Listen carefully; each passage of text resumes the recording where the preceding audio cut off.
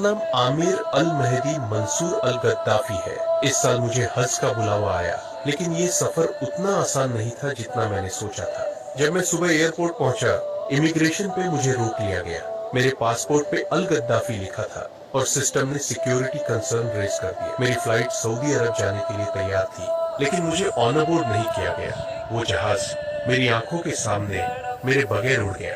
लेकिन अल्लाह की कुदरत देखिए, कुछ देर बाद अनाउंसमेंट हुई कि फ्लाइट में टेक्निकल मसला आ गया है और वो वापस लैंड कर रही है। लोग हैरान थे और मैं सिर्फ चुप था।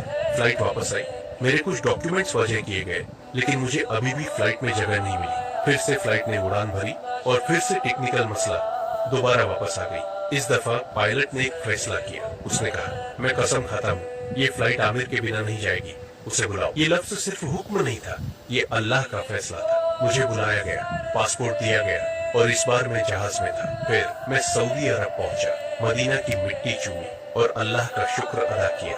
ये सफर सिर्फ एक इंसान का नहीं था, ये उस रब का इरादा था जिसके हाथ में तकदीर है।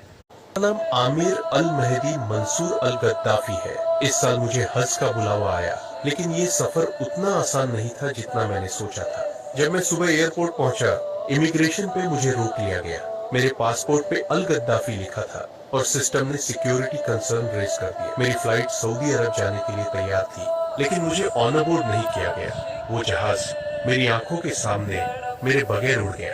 लेकिन अल्लाह की कुदरत देखिए, कुछ देर बाद अनाउंसमेंट हुई कि फ्लाइट में टेक्निकल मसला आ गया है और वो वापस लैंड कर रही है। लोग हैरान थे और मैं सिर्फ चुप था।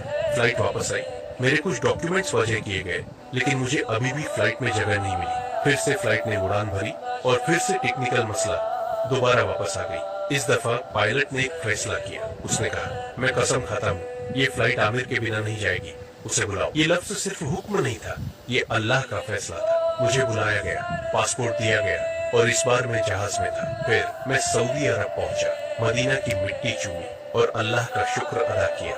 ये सफर सिर्फ एक इंसान का नहीं था, ये उस रब का इरादा था जिसके हाथ में तकदीर है।